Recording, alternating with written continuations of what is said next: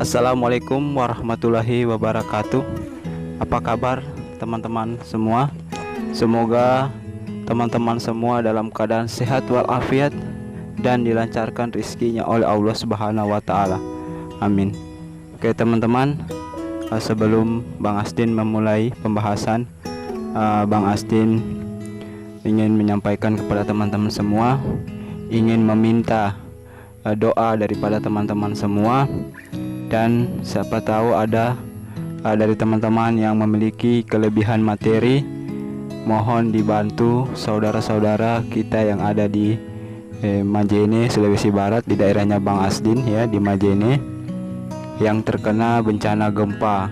Jadi kalau ada teman-teman yang ikhlas memberikan bantuan ya, Bang Asdin hanya bisa menerima uang ya teman-teman, tidak bisa menerima barang. Tapi kalau ada juga teman-teman yang ingin memberikan sumbangan barang melalui kantor pos atau jasa pengiriman lain, JNT atau JNE, nanti komen saja di kolom komentar, nanti Bang Asdin kirimkan alamatnya. Kemudian kalau ada yang ingin menyumbangkan materi berupa uang, ya silakan saja teman-teman lihat di deskripsi dari video ini, ada nomor rekening yang Bang Asdin sudah tulis. Dan insya Allah apa yang teman-teman berikan, baik bantuan itu berupa uang atau materi lainnya seperti pakaian atau apa ya, Bang Asdin akan membuatkan dokumentasi atau berupa video, yang mana pada saat itu Bang Asdin akan menyerahkan barang tersebut kepada lembaga yang berwenang mengatur sumbangan tersebut. Bang Asdin akan buatkan dokumentasinya ya, videonya, dan Bang Asdin akan upload di video YouTube-nya Bang Asdin ini, supaya teman-teman bisa mengetahui bahwa apa yang teman-teman berikan sudah tersampaikan, biar kata orang tidak ada dusta di antara kita ya teman-teman ya, supaya teman-teman yakin bahwa apa yang teman-teman berikan, apa yang teman-teman sumbangkan itu sampai ya. Bang Asdin tidak mengambil sedikit pun ya. Oke teman-teman, itu saja. Kali ini kita masuk dalam pembahasan ya, seperti biasanya sesuai judul, yaitu tentang kapan awal panen kelapa sawit ya. Di sini khususnya para petani sawit pemula banyak yang bertanya, kapan sih pertama kali kita memulai panen sawit ya. Jadi di sini ada dua tahap ya teman-teman. Yang pertama, kapan kita memulai panen sawit, dan kapan sawit yang kita panen itu bisa dijual ke pabrik. Nah itu.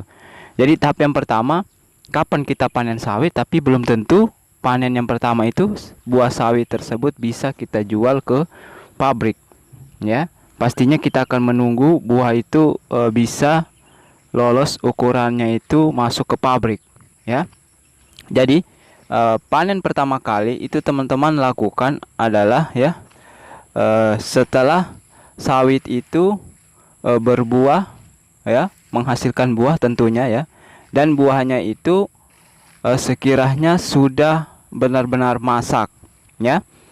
Nah, jadi kalau dilihat dari ciri-ciri buah itu yang paling gampang ya teman-teman. Kalau mungkin teman-teman kalau mau melihat dari ukuran umur ya, mungkin karena sibuk dengan aktivitasnya teman-teman, mungkin teman-teman pasti akan lupa ini sawitku sudah umur berapa tahun ya. Jadi yang jelasnya adalah teman-teman lihat saja buah pertama dari buah kelapa sawit teman-teman itu, misalnya sudah berbuah, buah pertamanya teman-teman lihat.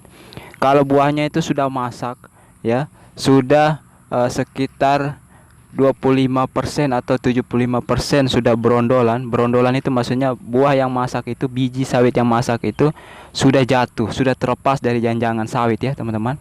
Nah itu teman-teman lihat saja, kalau sudah sekitar 25% atau 75%, itu teman-teman panen saja ya, panen saja, itu tidak apa-apa. Tapi ingat, jangan di pruning. Kalau aturan pruning itu sudah ada, teman-teman bisa lihat di videonya Bang Asdin ya. Cara perawatan sawit masih kecil, jangan sampai salah ya. Nah kalau buah yang pertama kali masak itu, pertama kali buah masak kita tidak panen, otomatis akan busuk di pohon sawitnya. Dan buah yang pertama itu belum tentu bisa kita jual ke pabrik. Kenapa? Karena ukurannya masih kecil dan sawit tersebut dinamakan buah pasir. Berarti bukan sawit berbuah pasir ya teman-teman, tapi buahnya. Kenapa dinamakan buah pasir? Karena buahnya itu masih kecil-kecil.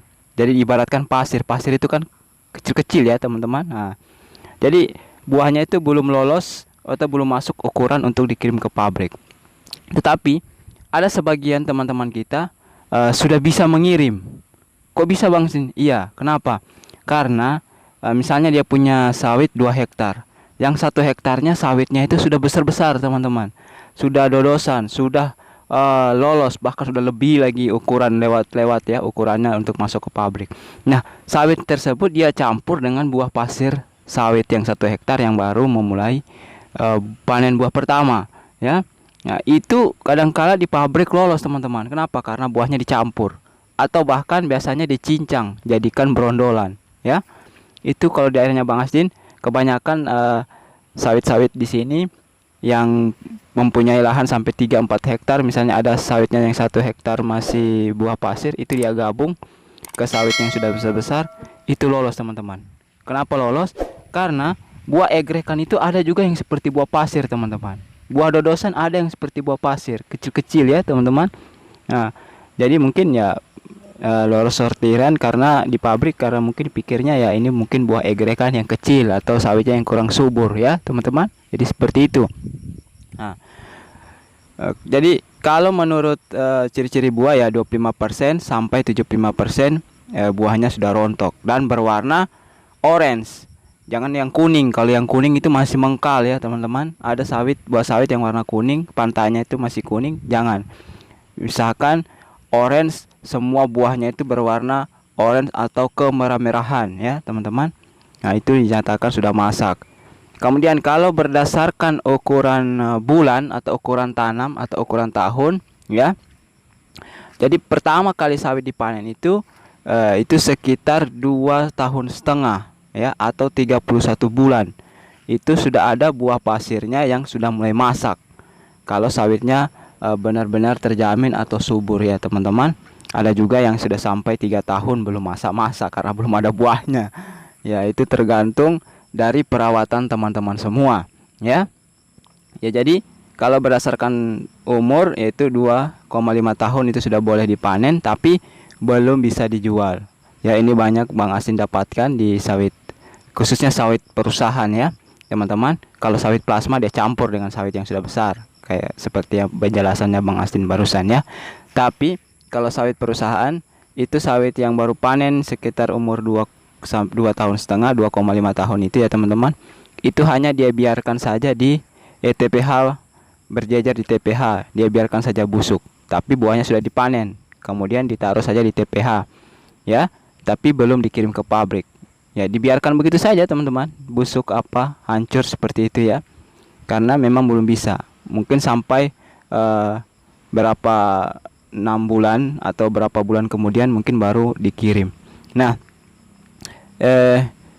yang Bang Asdin dapatkan informasi bahwa sawit yang sudah bisa dijual ke pabrik itu ya teman-teman, yang sudah masuk standar terutama besar buahnya berdasarkan umur ya teman-teman, bukan berdasarkan buah, berdasarkan umur, itu sekitar 5,5 tahun.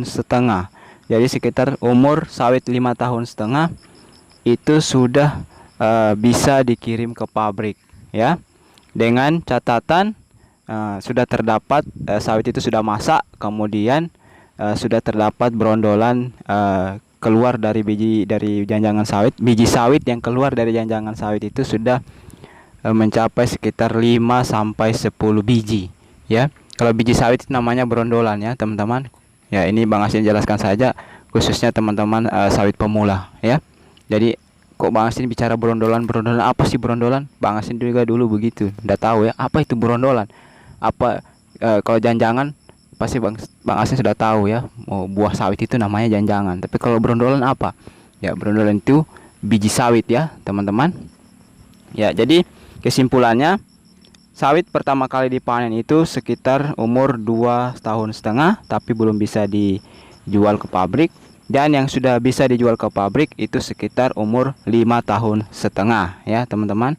Dan kalau berdasarkan bijinya ya sudah berondolan sekitar 5-10 biji. Oke teman-teman, mungkin itu video penjelasan dari Bang Asdin. Mungkin cukup sekian dulu. Kalau ada yang perlu ditanyakan silakan teman-teman tulis di kolom komentar ya. Dan jangan lupa bantu channelnya Bang Asdin ini dengan cara tekan tombol like-nya, dan yang paling penting tekan tombol subscribe-nya ya teman-teman, dan nyalakan juga tombol loncengnya ya, supaya teman-teman orang yang pertama menerima notifikasi pemberitahuan terbaru apabila Bang Asdin mengupload video terbaru. Salam tandan berduri.